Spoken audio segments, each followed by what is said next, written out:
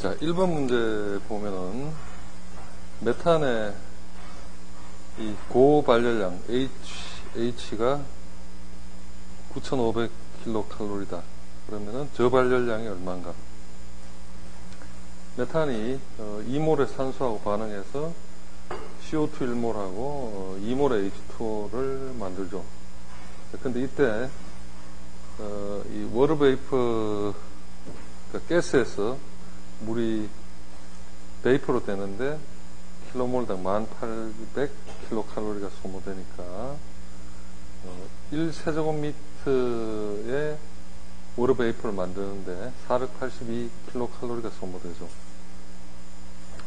이 식에서 이 메탄이 결국 2몰의 물을 만드니까 그만큼 빼주면 되겠죠. 그래서 HL은 9,500kcal이고 거기서 물 1몰당, 그러니까 물 1몰을 만드는데 482kcal니까 2를 곱해서 빼주면 저발열량은 8,536kcal per cubic meter. 그죠? 이 발열량의 단위가 뭐 어떤 킬로그램의 연료당 이렇게 표현할 수도 있고,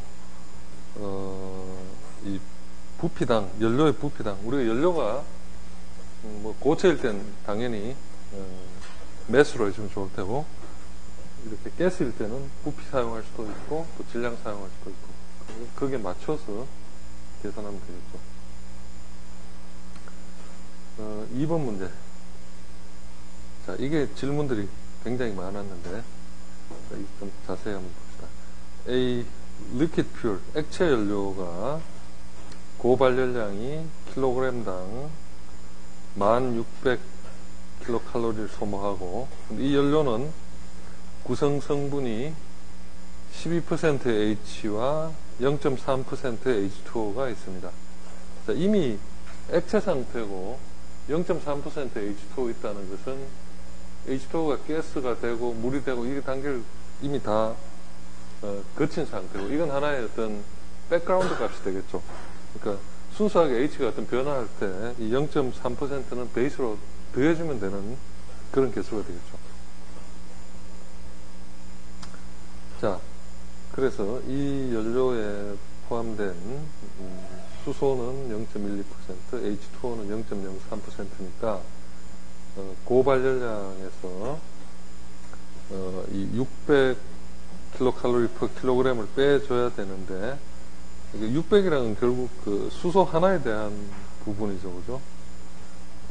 그래서 우리가 이 9를 곱해주고, 그러니까 이 1600에다가 뭐 9로 나눠주면 600이니까, 그 다음에 이 자연적으로 아까 이야기한 그 물의 함량 0.003이 더해져서 1600 빼기 600 곱하기 9 곱하기 0.12 더하기 0.003. 0.003 원래 들어있던 물은 배경으로 같이 들어가 주면 되고,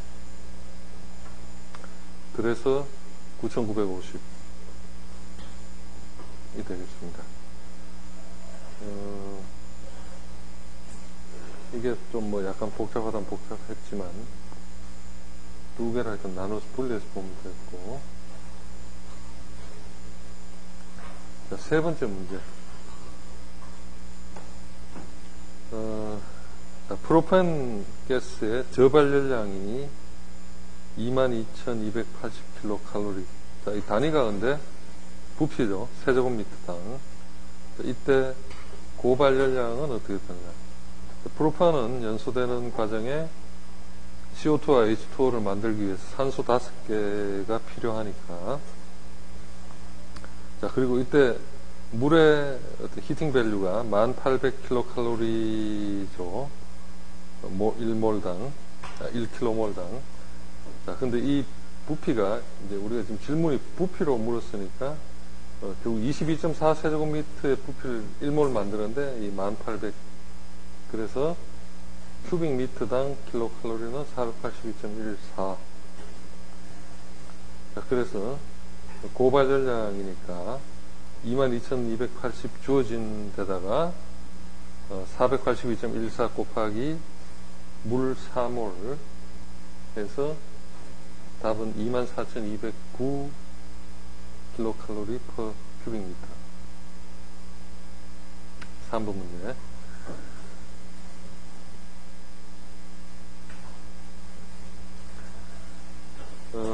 자, 뭐 4번 문제는 좀 평이한 것 같은데, 어떤 리퀴드 퓨어가 다시 액상 연료인데 탄소 85%와 수소 15%의 이제 웨이트 베이시스로 있습니다.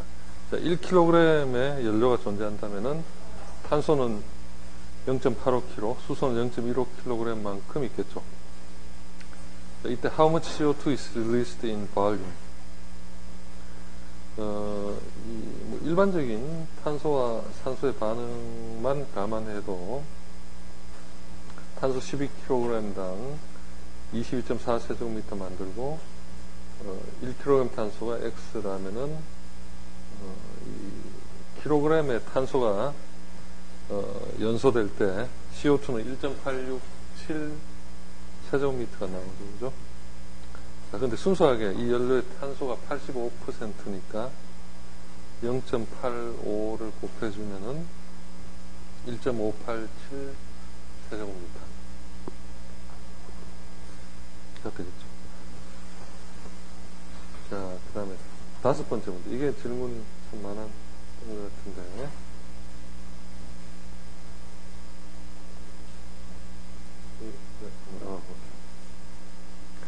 자, 이건 뭐, 어떻게 보면 그 중학교식 연산 문제라고 볼 수도 있는데, 자, 이 문제를 좀 이해를 해야 되겠습니다. The amount of water vapor released in plume gas was 60 gram per cubic meter.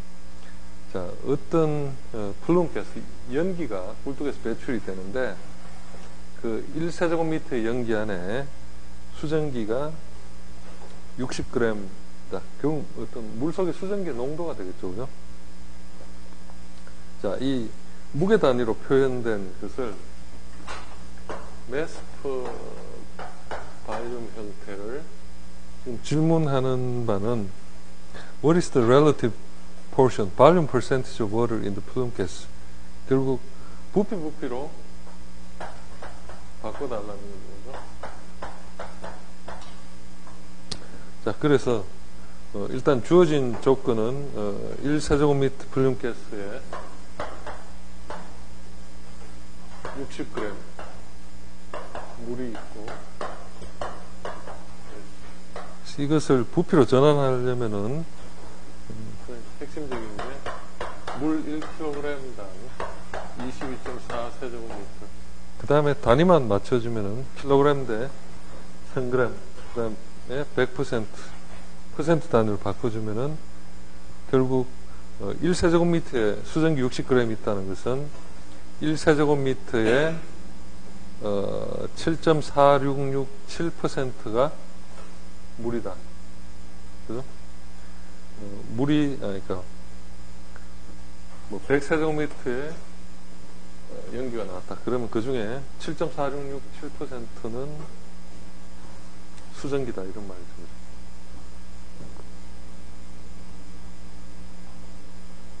그냥 단순히 단위 전환에 해당하는 문제입니다.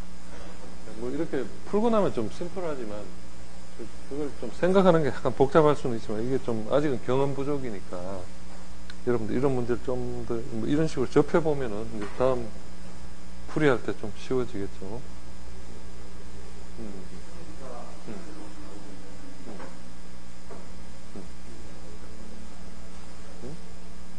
수증기가 물에서 나온 부피가 100%가 아니냐고.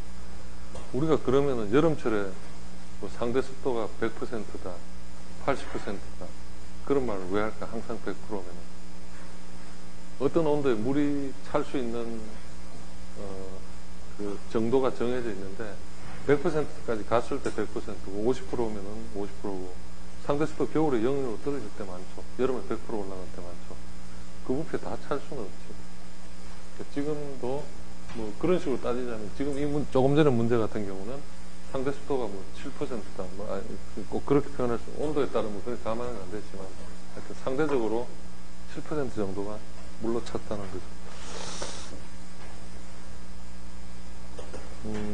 자, 6번째 문제.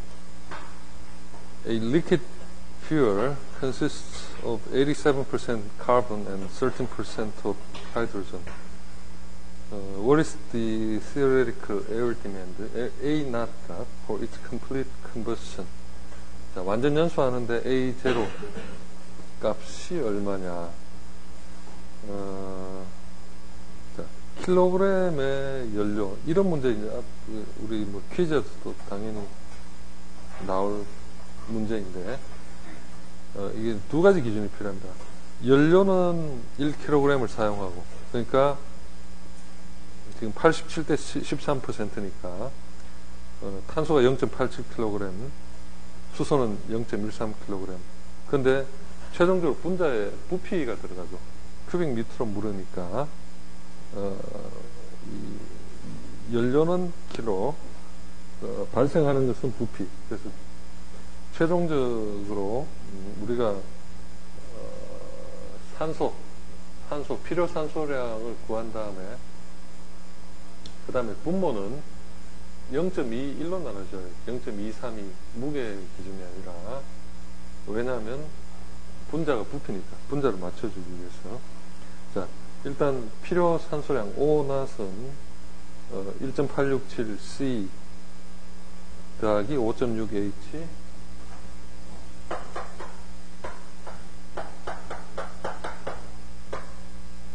더하기 0.7S 빼기 0.7S. 자, 이거 한 번 더 확인하는 차원에서 우리가 이 1.867C는 어디서 나오는 겁니까? 22.4 나누기 12. 오케이. 5.6은 어디서 나오는 거죠? 11.2 나누기 2. 오케이. 수소가 H2 플러스 2분의 1 없으니까 2kg에 반응해서 11.2 세제곱미터니까 5.6이 되겠죠. 자, 설프나 산소는 0.7이 되는 게 왜 그렇다고 했죠? 네?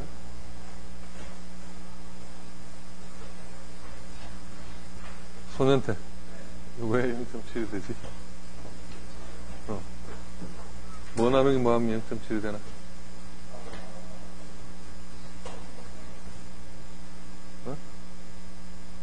부피 기준이죠, 이거? 오케이. 둘 다, 팡은 팡 자체가 30이고, 이거 그냥 O. 산소는 산소 자체가 O2가 30이고, 둘 다 우연히 분자량이 똑같으니까, 22.4 나누기 30이 하면 0.7로 떨어지죠. 자, 어찌됐든, 이 공식을 사용해서, 필요 산소량이 2.35 큐빅미터 per 킬로그램.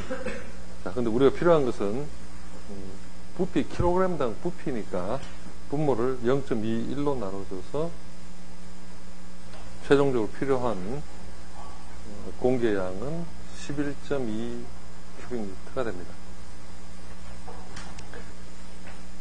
자, 원래 이번 주 수요일날 퀴즈 2를 보려고 했는데 학과 우리 한가람 선배들하고 여러분들 선배님들 봐야 된다고 전체 4학년 과목 수요일 204호에서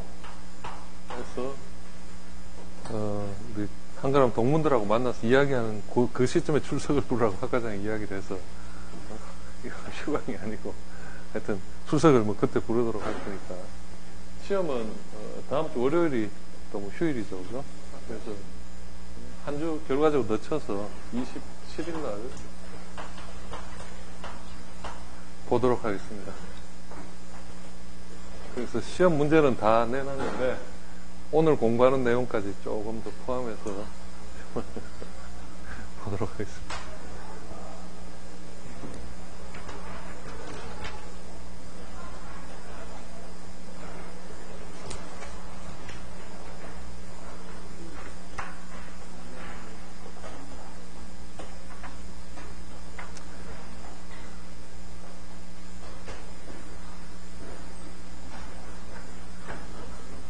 자, 교재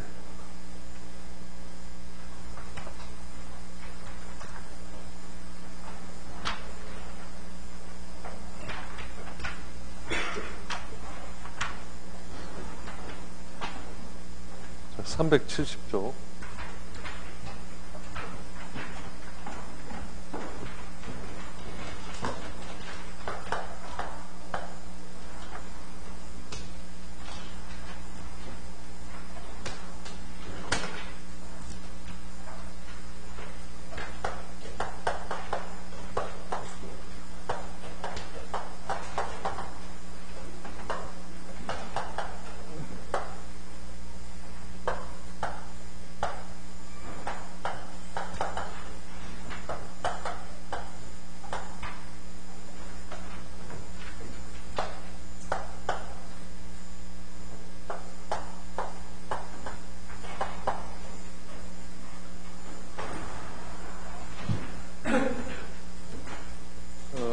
우리가 한국말로 개솔린이 보니까 휘발유도 오죠.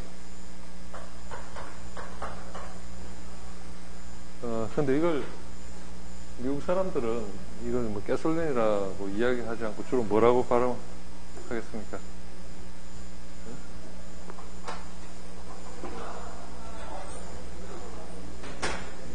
헷갈리게도 미국 사람도 이걸 그냥 가스라고 표현합니다. 그러니까 뭐 가스도 가스고 가솔린도 가스고 하여튼 뭐 말귀를 그렇게 이제 알아들어야 되겠죠. 여하튼 우리가 뭐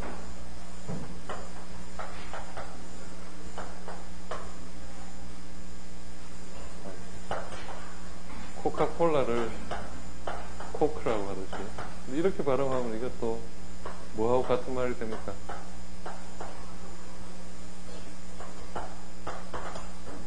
결과적으로 마약하고 또 비슷하게 되거든요. 같은 단어로 같은 말을 사용합니다. 여하튼 뭐 별로 바람직한 단어는 아니지만 anyway, 자, 휘발유는 우리가 지금 이 교재도 잠깐 돌아와서 보는 내용은 계속 우리가 나머지 수업 부분들은 연소공학에 대해서 좀 더 깊이 있는 부분을 계속 다루게 되는데 교재에서는 그런 기본적인 부분을 좀 건너뛰고 소개되는 내용들이 많이 있는데 여하튼 궁극적으로는 이 책에서 이야기하려는 내용들이 어떤 자동차 자체의 어떤 연소 과정보다 대기 오염에 더 큰 비중을 두다 보니까 이제 약간 좀 포인트가 다른데 여하튼 우리는 이 교재 내용을 좀 더 심화해서 공부를 계속 할 겁니다. 여하튼 지금 우리가 보고 있는 내용과 서로 좀 매칭되는 걸 확인해 보면은 첫 번째 휘발유는 가솔린은 석유 정제 과정의 초기 단계에서 얻어지는 C5에서 C12 사이 수천 종의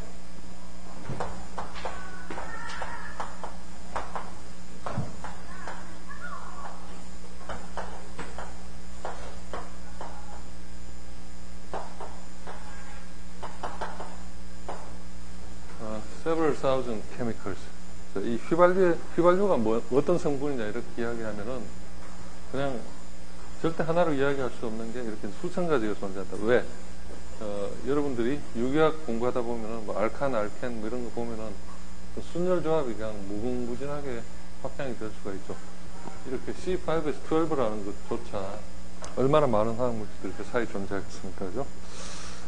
그러나 이런 물질들을 대표적으로 네 가지 그룹으로 분류하는데 첫 번째 파라핀계 또는 saturated 탄화수소 이 2중 3중 결합이 다 풀어진 그런 물질들, 그 다음에 올레핀계 또는 불포화 탄화수소 2중 3중 결합이 존재하는 그런 것들, 주로 이제 뭐 사슬 구조 이런 물질들이 되어 있고, 세 번째는 링 구조를 포함하는 파라핀이나 올레핀으로 구성된 나프텐계. 이건 이제 벤젠 고리 같은 걸 끼고 돌아가는 그런 물질들. 네 번째가 벤젠과 알킬 벤젠으로 구성된 방향족 성분들. 주로 우리가 많이 이 대거염과 관련해서 이야기하는 벤젠, 톨루엔, 자일렌 뭐 이런 것들이 되겠죠. 현재 미국에서는 유동촉매 크래킹법을 이용해서 상업적으로 생산하는 보통의 휘발유는 부피비로 평균 30%의 올레핀과 약 29%의 방향족을 포함한다. 이건 제법에 따라서 굉장히 다양한데 우리나라에서는 C4, C5, Light Straight Run, LSR 또는 Light Catalytic Naphtha, LCN, Reformate Alkylate 뭐 제조사마다 조금 다르지만 여러 가지 화학 물질들을 블렌딩해서 제조하고 있고 371쪽 보면은 이런 휘발유는 계절별로 어떤 조제하는 게 조금씩 달라지겠죠. 그 가연성 같은 걸 조절해줘야 되니까. 그래서 이런 어떤 국가적인 표준 체계가 있는데 이 휘발유의 품질을 이야기할 때 어떤 뭐 외관부터 포함해서 눈으로 볼 때 뭐 어느 정도 혼탁한가, 전기압, 옥텐가, 이게 뭐 어떤 나킹 현상 같은 데 중요한 거고, 비중, 그리고 정류 실험, 뭐 닥트 시험, 이런 여러 가지 또 어떤 불순물들이나 뭐 이런 것 함량 포함해서 연료 성분까지 굉장히 다양하게 우리가 수돗물 같은 걸 검사할 때 어떤 여러 가지 항목이 존재하듯이 이런 그 석유 제품에 대해서도 이렇게 어떤 품질 관리를 하고 있습니다. 372쪽에 가서 이런 그 연료의 품질을 이야기할 때 가장 중요한 것이 이런 그 연료는 혼합가스로 만들다 보니까 실린더 안에서 온도가 착화 온도 이상으로 올라가서 혼합가스가 완전히 압축되지 않은 상태에서 자기 착화를 일으키는 현상, 노킹 현상이라고 하고, 이런 그 판단의 기준이 가장 아래쪽 줄에 연료의 안티 노킹, 그러니까 노킹을 방지하는 척도를 옥탄가라고 하고, 이건 100에 가까우면 좋은 제품이고, 안티 노킹성이 우수해서 좋은 연소 특성을 갖는 이소옥테인의 안티 노킹성을 100을 기준으로 해서 판매하는 연료들의 안티 노킹성을 뭐 90% 이상. 그래서 고급 휘발유는 이 안티 노킹성이 뭐 97% 이상. 강남에 가면은 고급 휘발유 해서 일반 휘발유가 뭐 1,500원 하는데 2,500원씩 이렇게 파는 게 그런 식으로 비싼 거고, 일반 휘발유는 뭐 약한 안티 노킹 90% 정도에서 제품 만들어서 판매하고 있습니다. 자, 두 번째 경유는 라이트 오일, 석유의 정제 과정에서 휘발유를 얻은 다음에 나오는 등유, 램프 오일 또는 케로신. 이 경유라는 게 주로 옛날에 우리가 뭐 불을 밝히는데 사용하다 보니까 램프 오일이라는 말도 쓰고, 케로진, 그다음에 중유, 디젤 오일의 중간에 유출되는 유분이다. 현재 우리나라에 생산 중인 경유는 헤비 캐탈리틱 나프타 또는 라이트 캐탈리틱 오일, 라이트 가솔린 오일 뭐 등의 화합물을 블렌딩해서 제조하고 있다. 하여튼 이런 석유 제품들은 순수한 게 거의 드물고 이렇게 이제 상당히 블렌딩을 많이 합니다. 현재 우리나라에 생산하는 고유황 경유의 유황 성분은 평균 0.67%, 인화점이 68.4% 등등 이런 특성을 정의하고 있고, 자, 이제 중요한 내용 374쪽 아래쪽 3에 가서 연소와 대기능 물질 배출.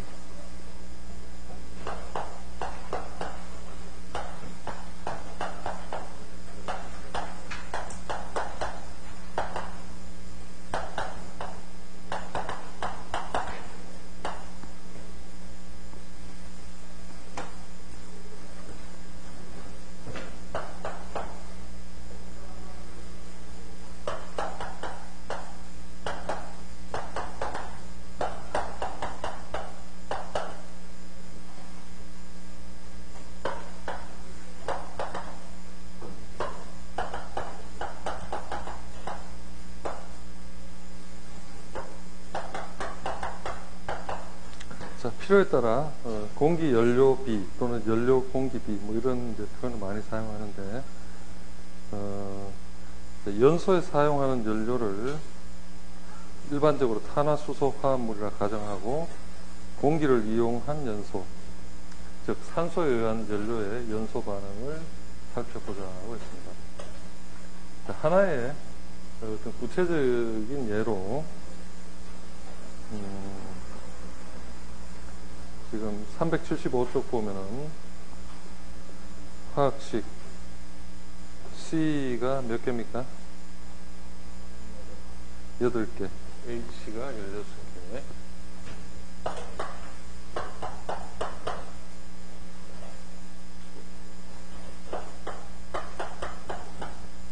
이게 어떤 알켄 형태의 이런 그 화합물, 즉 옥테인을 이용해서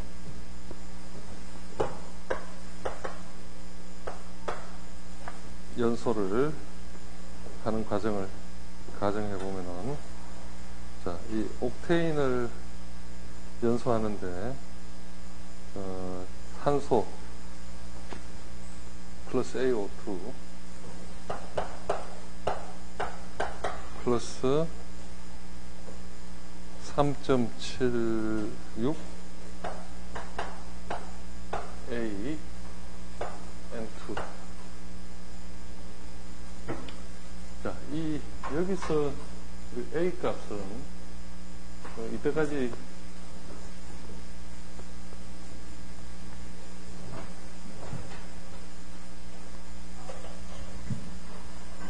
우리가 탄화수소의 연소 과정을 설명할 때마다 궁극적으로 연소가 되고 나면은 CO2와 H2O가 배출이 되죠, 그죠?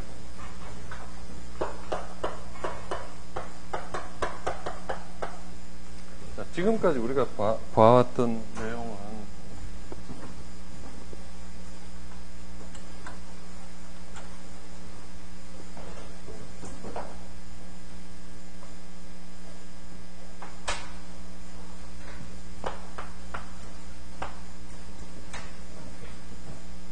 어떤 연료가 있고, 그 다음에 어떤 연료가 산소가 소모가 되는, 그 다음에 그렇게 반응하면은 이산화탄소와 물이 형성되는 것을 기준으로 다 따져줬죠, 그죠? 근데 지금은 거기에 곁다리로 N2가 붙습니다. 자, 일단 이 반응식에서 필요한 산소는, 자, 산소가 몇 개 필요하죠? 일단 뭐 포함하던, 오케이.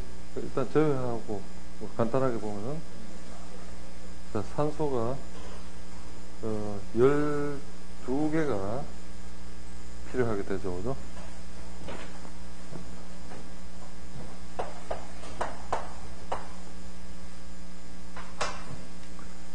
자, 산소가 12개가 필요한데, 그럼 저 산소에 필요한 개수는 그대로 질소에도 넘어가서 3.76A가 되는데, 이 3.76은 어디서 나오는 겁니까?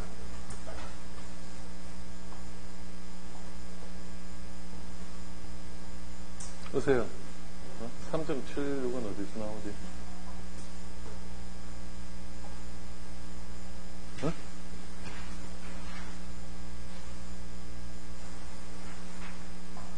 성철 3.76이 어디서 나오나?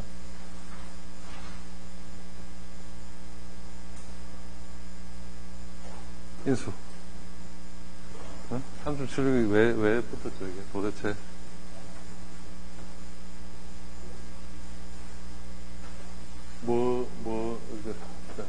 공식 조성비율 뭐?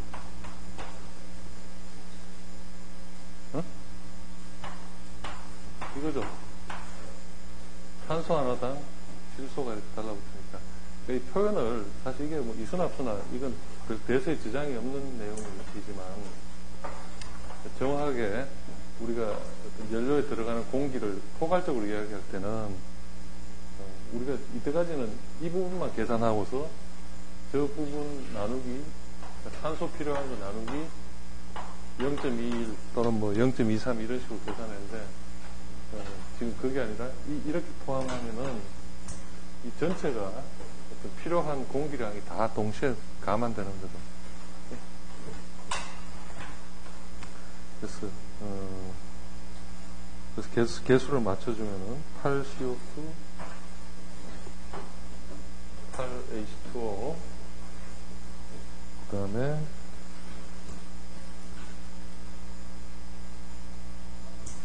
3.76 곱하기 8이 되겠죠.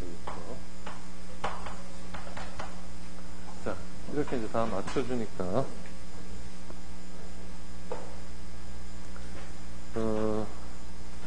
375쪽 식 9-1에 완전한 식 3.76 AN2 A는 그렇게 이제 11을 넣어주면 되는 거고, 자, 그렇게 해서 9-2 식에 보면은 질량을 다 제시를 했습니다. 연료는 112g이 되고 C8에 H16, 그 다음에 산소는 384g, 질소는 1263.4g. 자, 그럼 이론적인 공연비는 우리가 384 더하기 1263, 공기의 양은 384분의 1263, 그 다음에 연료의 양은 112g이죠. 그래서 14.7g 대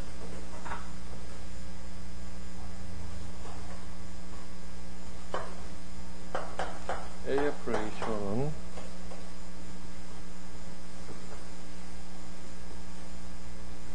384 더하기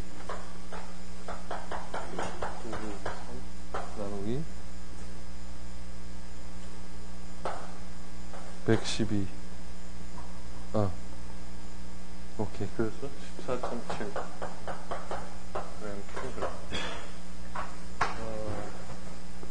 결과적으로 1g의 연료를 연소하는데 대략 한 15배 정도 무게의 공기가 주입돼야지 어떤 가장 이론적인 연소가 이루어집니다. 근데 실제 상황에서는 저렇게 14.7이 들어가는 게 아니라 훨씬 더 많은 양이 들어가거나 또는 작게 들어가거나, 그게 이제 조절이 잘 안 되기 때문에 교재 여기 바로 밑에 보시면은 이론적인 공기 소모량보다 소모된 공기의 양이 작은 경우를 연료 농후 연소, 그러니까 연료가 더 농하다, 진하게 될 수밖에 없겠죠. 공기가 필요한 양보다 작으니까. 또는 과농 연소, fuel rich 연소라고. 반대로 이론적인 공기 소모량보다 소모 공기의 양이 많은 경우에는 연료 희박 연소 또는 fuel lean, lean이 뭐죠? LEAN? 뭐 하여튼 날씬하다, 슬림하다, 뭐 이런 거하고 뭐 비슷한 건데, 뭐 부족하다는 그런 뜻이겠습니다. 그 희박 연소. 그래서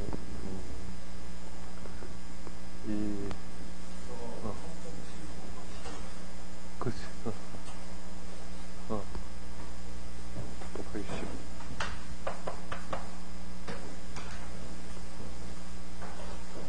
자, 그러다 보니까 뭐 1200 몇십 뭐 어마어마한 양이 들어가는 거죠. 그죠? 자, 그 다음에 두 번째,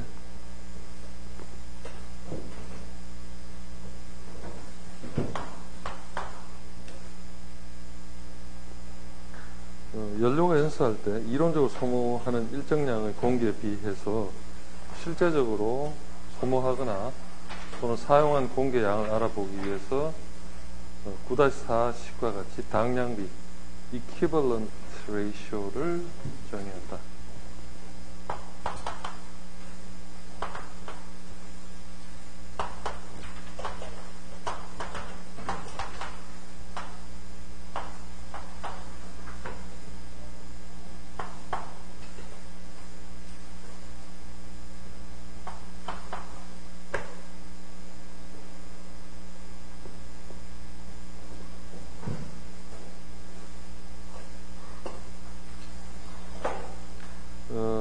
equivalent ratio는 AF의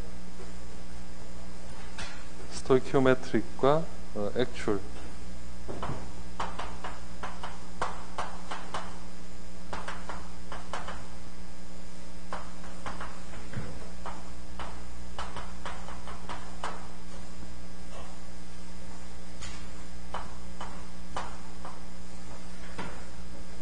어떤 그 이론적인 스토이키오메트릭 반응과 실제 사용되는 양의 비로소 어떤 그 연료의 양이 실질적으로 얼마만큼 더 사용되느냐 아닌가 이런 걸 이제 따져줄 때 이야기하는 내용이고, 자, 그 다음에 일정량의, 자, 이제 또 아주 중요한 내용들이 많이 나오게 되는데, 우리가 이제 거의 남은 시간 동안에 상당히 많은 비중을 들여서 이야기하고 설명할 부분이 여기 나오는 combustion air ratio.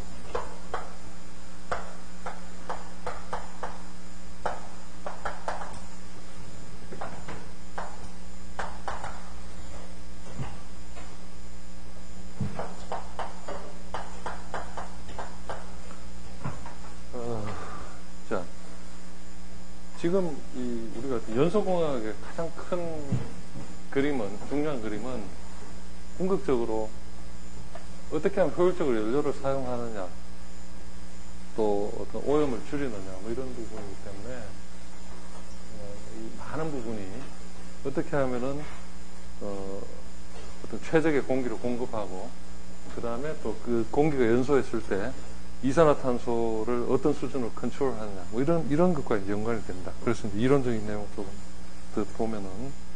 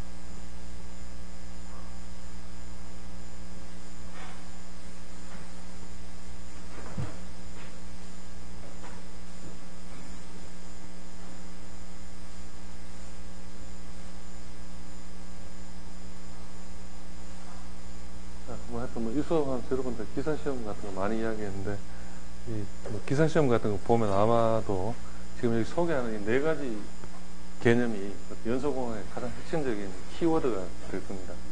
문제 같은 거 물어볼 때. 우리가, 이 theoretical air demand, 이것에 대해서는 여러 각도로 우리가 접근했고, 이제 새로운 개념 소개되는 것이 아래 세 가지가 있는데, 하나는, excess air coefficient. 우리가 공기비란 말 했지만, 과잉 공기.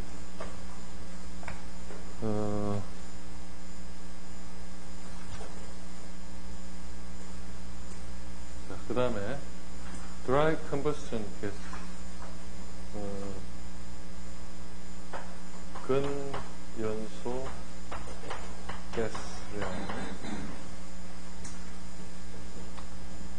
그 다음에 maximum emission of CO2, 최대 이산화탄소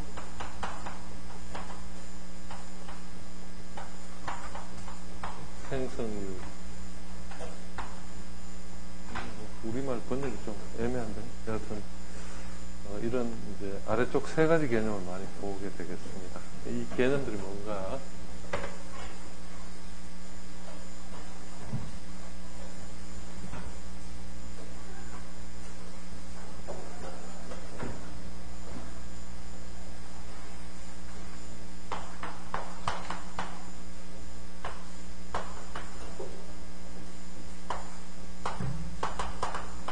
theoretical air demand는 우리가 몇 번씩 봤지만 한 번 더 정리하면은,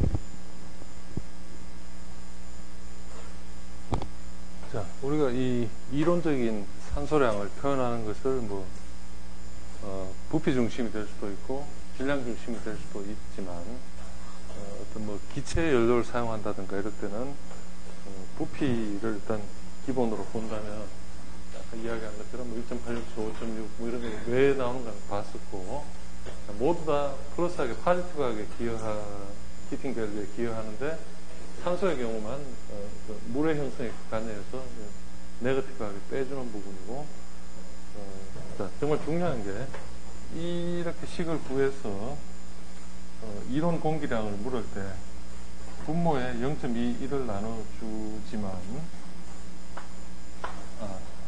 그러니까 이 값은 표현하는 게 일단 우리가 어떤 수치 단위로 표현할 때 1kg의 연료를 연소하는데 발생하는 가스의 부피, 그죠? 이 어떤 분자에 대한 계산이 되겠죠. 또는 1세제곱미터의 연료를 연소하는데 발생하는 가스의 양. 항상 분자를 위주로 한다. 분모는 우리가 질량의 어떤 1kg의 연료를 연소할 때 또는 1세제곱미터 연료를 연소할 때 분모는 자유롭게 변할 수 있고 분자는 부피일 수밖에 없는 게 애당초 이 식 자체가 출발할 때 이건 모든 걸 부피로 전제로 한 거죠.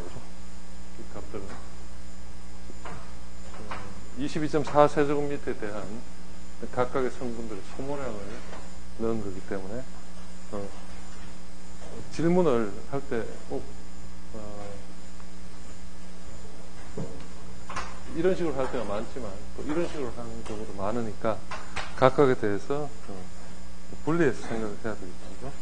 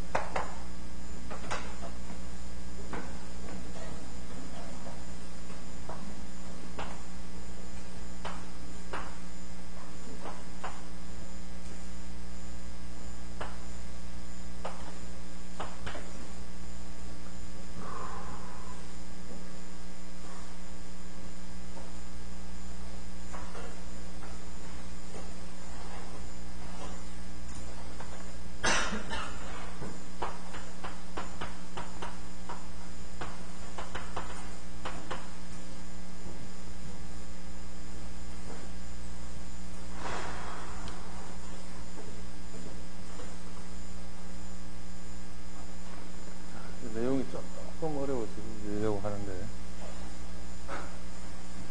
설명을 잘 봅시다.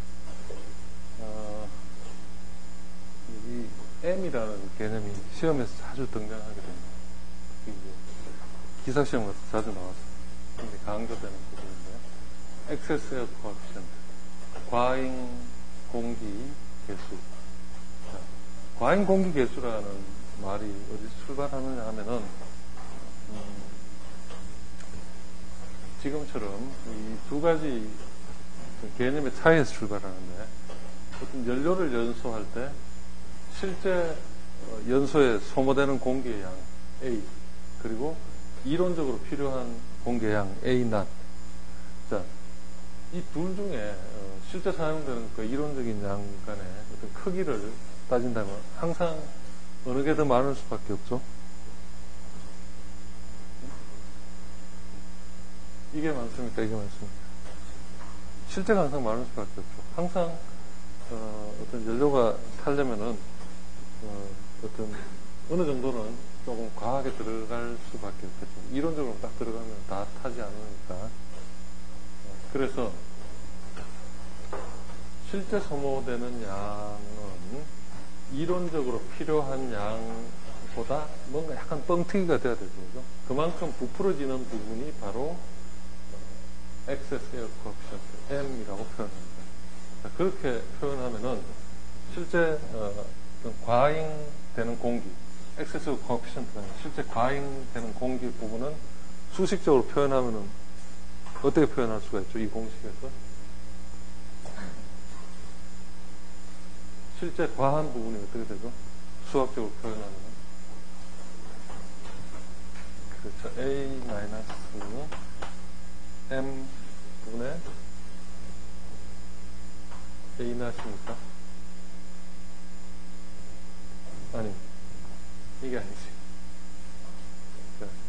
M A 낫 빼기 A 낫 이렇게 되겠죠, 그죠? 그래서 M-1분의 A 낫 이것이 바로 과잉 공격이에요. 실제 사용한 양, 이론적인 양의 차이.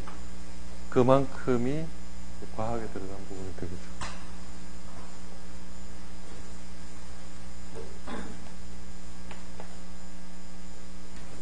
자, 그래서 이 M을 수식적으로 계산할 때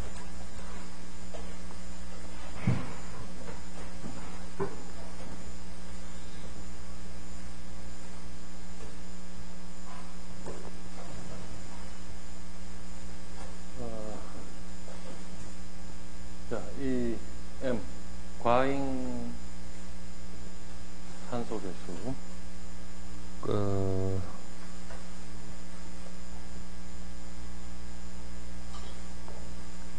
이 과잉 공기 개수 이 값을 실제적으로 구하는 이론은 출발점은 자, 공기 중에 실제 이론적으로 존재 가능한 산소의 최대 프로포션. 자, 분 모두 보면은 최대 프로포션에서 실제 과잉 공기 중에서 배출되는 산소의 양을 빼줍니다. 이 말이 무슨 말인 거 아니? 우리가 어떤 이론적으로 어떤 연료를 자동차라든가 뭐 어떤 내연기관에서 사용을 하게 되면 산소하고 반응을 하고 이것은 CO2하고 H2O 형태로 발생하고 근데 굳이 따진다면은 N2까지 자, 이 어떤 개수는 무시하고 이런 형태로 반응이 되겠죠. 그죠? 그러면 우리가 이 배출되는 가스에서 제대로 측정할 수 있는 것은 일반적으로 현장에서 측정하는 것은 두 가지가 어떤 핵심 구성입니다. 이산화탄소 양이 얼마가 나오고 있고 또 이 산소 양이 얼마가 나오고 있느냐.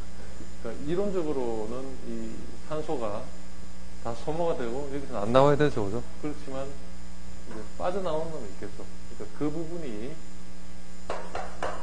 O2 엑세스가 되었습니다. 그래서 이 이산화탄소 빠져나오는 양과 산소 빠져나오는 양을 기계로 계측해서 어떤 여러 가지 수식에 넣어서 어떤 완전한 연소가 이루어지는지 또 공기가 얼마나 섞여 있는지 이런 것을 계산하는데 활용하게 됩니다. 자, 그래서 실제 측정 가능한 두 가지 변수가 O2하고 이산화탄소, 산소와 이산화탄소라는 점을 감안해서 여러 가지 이론들이 발달하게 되는데, 그래서 과잉 공기 개수는 실제 공기 중에 최대한 산소가 있을 수 있는 양 맥시멈에다가 우리가 O2 이 값은 바로 저기서 측정한 값이죠. 이 배기가스로 자동차라고 치면은 머플러를 통해서 CO2하고 수증기하고 N2만 나와야 되지만 뭔가 과잉됐을 때 O2가 빠져나오니까 우리의 측정을 이 기기를 집어넣어 가지고 CO2하고 O2를 측정합니다. 자, 그래서 이 O2는 바로 과잉 공기 양, 그 다음에 O2 max는 최대 존재할 수 있는 양. 그래서 최대 존재할 수 있는 산소는 바로 21%가 되겠고, 그 다음에 실제 존재하는 산소 양은 최대 존재할 수 있는 양 빼기 과잉 공기에 포함된 산소 양을 빼주면은 그 실제 측정되는 산소 양이 되겠죠, 그죠?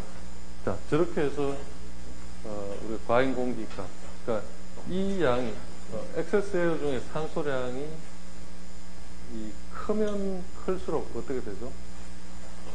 그러니까 작으면은 0이면은 1이 되는 거고, 이론적으로 완전하게 연습되는 거고, 이 값이 21보다는 작지만 크면 클수록 분모가 작아지니까 과잉 공기비는 이제 커지겠죠, 그죠?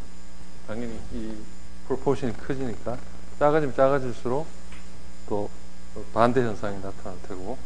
자, 근데 이런 값은 또 다른 관점에서 보면은 탄소가 연소할 때 1몰의 산소가 반응해서 1몰의 이산화탄소가 생기는 것처럼 이 관계식을 다른 관점으로 표현하게 되면은 실제 CO2 측정값 분의 CO2 max 값과의 비로도 표현할 수가 있습니다. 최대 발생하는 CO2량 대비 이 배출 가스 안에서 실제 존재하는 CO2량. 이것은 어떤 산소가 이산화탄소가 어떤 1대1로 1이 소모되고 1이 배출되는 만큼 어떤 이론적으로는 이런 양자 간의 관계가 형성된다고 볼 수 있겠죠. 그런데 문제는 이론적인 산소의 최대치는 우리가 21%라는 걸 알지만 이론적인 이산화탄소의 최대치라는 거는 특별히 없죠. 그죠? 연료가 어떠냐에 따라서 CO2의 양은 가변적으로 변할 수 있으니까. 그래서 똑같이 M 값을 구하는데 어느 게 더 현실적으로 M 값을 구할 수가 있죠. 자, O2를 측정하면은 바로 M을 구할 수가 있는데 이산화탄소를 측정하면 이제 알 수가 없죠, 그죠? 그러나 좋은 것은 우리가 O2를 측정해서 이 값을 구하면은 CO2 값을 동시에 측정했을 때 2차적으로 최대 CO2가 얼마 발생하는가를 또 이제 알아낼 수가 있겠죠.